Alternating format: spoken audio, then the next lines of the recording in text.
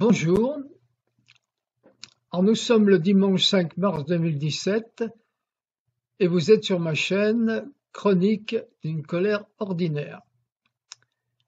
Alors tout d'abord, je voudrais vous présenter mes excuses de vous avoir un peu abandonné pendant plus d'un mois, mais j'étais en Guadeloupe chez mes enfants qui y vivent depuis de nombreuses années. J'en profite d'ailleurs pour saluer fraternellement tous mes amis guadeloupéens qui me sont chers et qui me font l'honneur de m'écouter et de me regarder. Ceci dit, aujourd'hui, je ne vais pas traiter comme à mon habitude d'un seul sujet pendant une vingtaine de minutes. Non. Je vais vous parler en quelque sorte à bâton rompu de divers sujets, d'une actualité plus ou moins récente qui m'ont interpellé ou même quelquefois choqué. Alors je voudrais d'abord commencer par un article de Challenge, journal économique pur et dur, libéralisme pur et dur, qui a été écrit par un chroniqueur qui s'appelle Bruno Roger Petit et qui reprend au sujet de l'affaire Fillon les arguments suivants. Alors cette affaire n'est pas si grave, seul le peuple est souverain, il est au-dessus de la justice, donc laissons le peuple trancher. Et les délais de réaction de la justice dans cette affaire me paraissent bizarrement courts par rapport à l'affaire Cahuzac. Alors ce monsieur Roger Petit donc trouve cette affaire Fillon qui n'est pas très grave, qui n'est pas particulièrement grave selon lui. Alors ça, cette appréciation, vous voyez, ça montre la déliquescence de notre système républicain. Ça montre vraiment que les élites et ceux qui les suivent, toute l'intelligentsia qui est à la tête de notre pays, qui gouverne ce pays par médias interposés, par matraquage, etc., ça montre à quel point nous en sommes arrivés. On trouve pas très grave, donc, un éventuel blanchiment, enfin, utilisation des fonds publics à des fins privées. Bon, l'affaire n'est pas jugée. L'affaire n'est pas, Monsieur Fillon n'est pas coupable pour le moment. Il justifie de la présomption d'innocence, mais il est quand même mis en examen pour ces faits. Ce qui est quand même pas rien. Donc, un futur peut-être président de la République serait donc mis en examen pour une affaire de détournement de biens publics et ce n'est pas très grave. Ça, c'est une première réflexion qui me vient à l'esprit. Bon, ça ne m'étonne pas, hein, parce que bon, on a des exemples antérieurs, Cahuzac, M. Chirac, etc., même M. Juppé, qui lui a porté le chapeau pour les autres. Mais enfin bon, c'est courant maintenant, et ça étonne plus personne. D'ailleurs, les Français, ça les choque à peine. Hein. Bon, je crois que maintenant, quand même, trop c'est trop. La deuxième argumentation de Monsieur Rob Grillet, là, je sais plus, pas Rob Grillet, mais Monsieur Robert Petit, Bruno Roger Petit, là, excusez-moi. Donc, la deuxième argumentation, c'est dans l'affaire Cahuzac, il y a eu 4 ans, je crois, de délai entre l'instruction et le procès, et je vois pas pourquoi maintenant ça va si vite dans l'affaire Fillon. Donc, si je comprends bien, Monsieur Petit, Roger Petit, en fait, ces délais là de l'affaire Cahuzac devraient presque faire jurisprudence, donc et on devrait s'acheminer vers les mêmes délais pour les autres affaires du même type. C'est n'importe quoi aussi, parce que c'est pas parce qu'il y a eu des délais prohibitifs dans une affaire que ça justifie de faire la même chose dans les autres affaires. Et puis d'autre part, le fait aussi de dire la justice populaire est au-dessus de la justice du pouvoir judiciaire, ça fait fi de notre démocratie, parce que, d'accord, c'est vrai que le pouvoir du peuple est souverain, que le peuple est souverain, que c'est de lui que vient le pouvoir suprême, la Constitution. Mais la Constitution, une fois établie, détermine le fondement, détermine le fonctionnement de l'État. Et ce fonctionnement, c'est une démocratie. Et cette démocratie, c'est trois pouvoirs indépendants. Le pouvoir exécutif, le pouvoir législatif et le pouvoir judiciaire. Qu'il relise Montesquieu, s'il ne l'a pas déjà lu, ça lui fera le plus grand bien. Par ailleurs, il faut noter que si on suivait son raisonnement, subordonner le calendrier judiciaire au calendrier électoral, pour l'année 2017, ça ferait de belles vacances à nos juges, qui devraient attendre et les élections présidentielles et les élections législatives, et ça les mènerait, ceci dit, ils l'ont bien mérité, parce que bon, ils travaillent dans des conditions extrêmement difficiles, avec peu de moyens, et ils font quand même un sacré travail.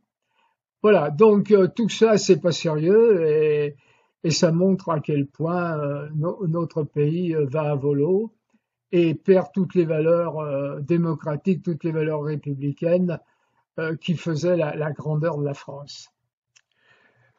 Je voudrais aussi vous parler d'un excellent documentaire diffusé le 2 février 2017 sur France 3 à 23h15 et qui s'intitule 2005 quand les Français ont dit non à l'Europe. Alors, vous pouvez déjà noter l'heure de grande écoute, 23h15. Mais enfin, pour ceux qui ne l'ont pas vu, je voudrais dire ceci. Si vous voulez comprendre un peu mieux ce qui nous arrive maintenant en France, en ce qui concerne la montée du Front National particulièrement, la déliquescence de l'Europe, de l'accroissement des inégalités, de la disparition de notre industrie, etc., eh bien, si vous voulez en savoir un peu plus, regardez ce documentaire. Il peut être encore téléchargé ou vu en streaming jusqu'au 9 février, je crois, mais de toute façon, vous pouvez aussi le visionner sur YouTube. Le lien s'affiche d'ailleurs pendant que je vous parle en bas de ma vidéo. Alors vous pourrez voir comment notre président de la République du moment a superbement ignoré le vote des Français du 29 mai 2005 qui avait dit non à 55% au traité de constitution européenne. Je voudrais aussi vous parler des parrainages pour l'élection présidentielle et d'une information qui est parue dans un journal local des Alpes du Sud concernant le maire de Fouillouse, Serge Hayat. Donc ce maire a donné son parrainage à monsieur François Asselineau et cette attitude a déclenché chez la conseillère départementale du canton de Tallard, qui est d'hiver gauche, elle s'appelle Patricia Vincent. Elle a eu une colère outrancière, déclarant ainsi que M. Asselineau ne serait pas un candidat neutre. Par ailleurs, qu'il distillerait des discours de haine, d'exclusion, doublés d'homophobie notoire, rien que ça. Alors ces propos, en plus d'être injurieux, bien sûr, sont parfaitement injustifiés et mensongers. Je mets quiconque au défi de trouver dans les nombreuses vidéos présentées sur YouTube par M. Asselineau et son parti l'UDR, de trouver un propos de haine, d'exclusion ou d'homophobie. C'est tout le contraire que vous pourrez constater. En effet, M. Asselineau démontre par les faits, par les écrits, les déclarations des dirigeants politiques, les interviews, que l'Union européenne a été pensée comme le souhaitaient les États-Unis, et ceci dès après la Deuxième Guerre mondiale. Que l'Union européenne et l'euro conduisent les peuples à la confrontation par une guerre économique et l'abaissement continuel des structures sociales et des services publics. Et M. Asselineau lutte au contraire pour rétablir la souveraineté de la France, recréer une industrie qui est en passe de disparaître entièrement et redonner de la compétitivité à nos entreprises en revenant à une monnaie nationale qui représente notre économie réelle, rétablir les principaux services publics,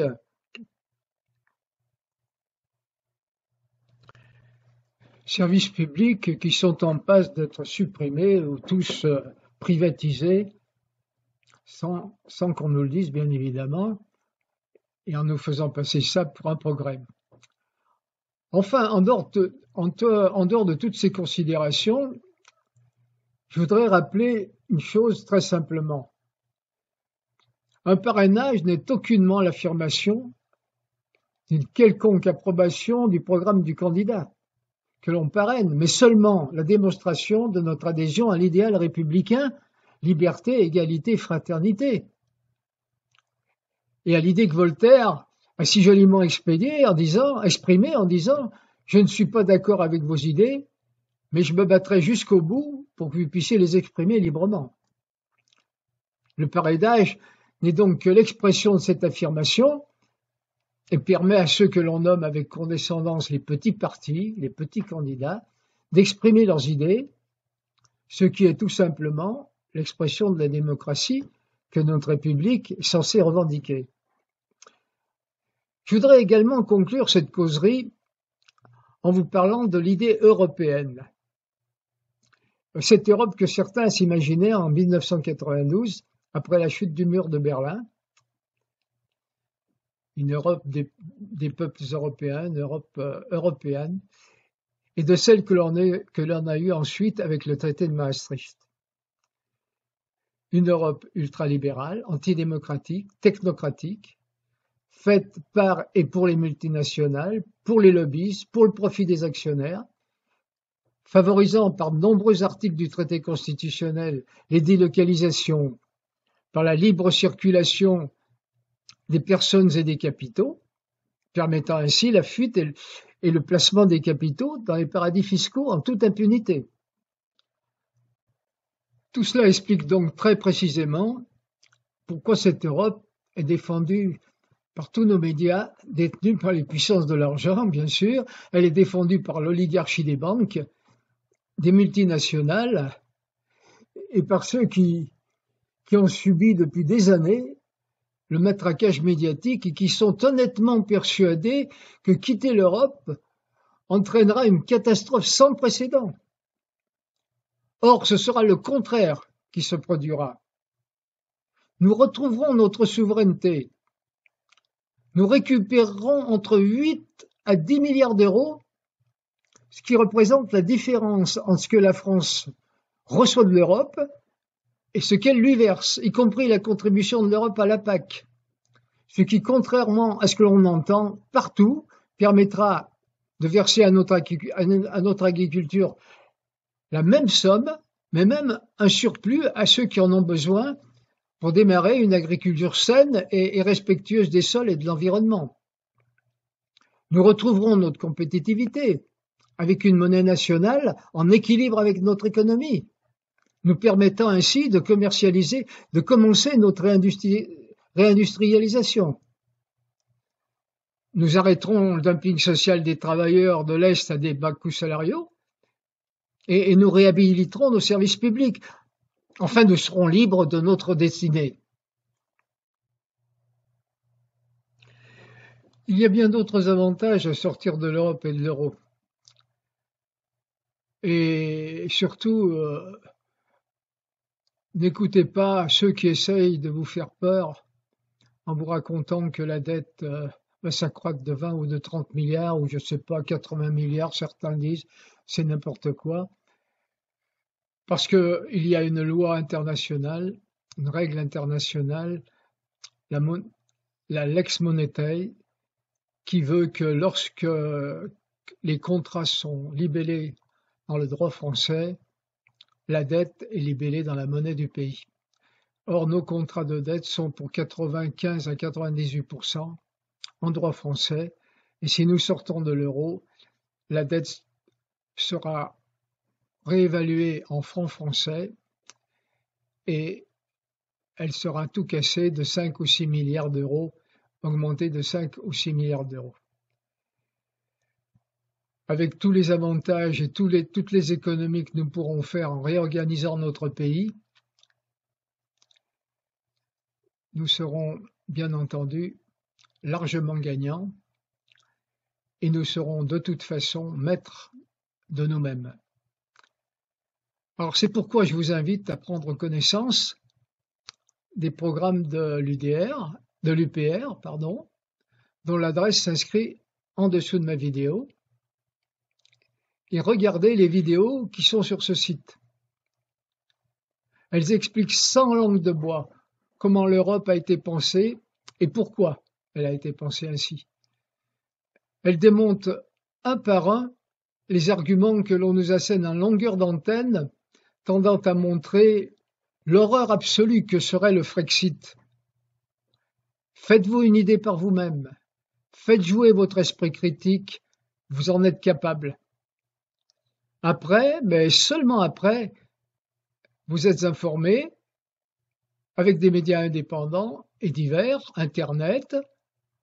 Vous serez alors mieux armé pour décider ce que vous voulez pour la France. Qu'elle redevienne le grand pays qu'elle a été, ou qu'elle continue plus encore à être le vassal de l'Allemagne et des forces d'asservissement de l'ultralibéralisme. Voilà. Je vous invite aussi, si vous le souhaitez, vous informer encore, à lire mes derniers articles sur mon blog, dont l'adresse s'inscrit également en dessous de ma vidéo, pour avoir un peu plus de renseignements sur l'affaire Fillon, telle que je l'ai vue, telle que je la pense, et ce qu'elle m'a inspiré. Je vous remercie de m'avoir écouté, et à très bientôt sur ma chaîne. Au revoir à tous.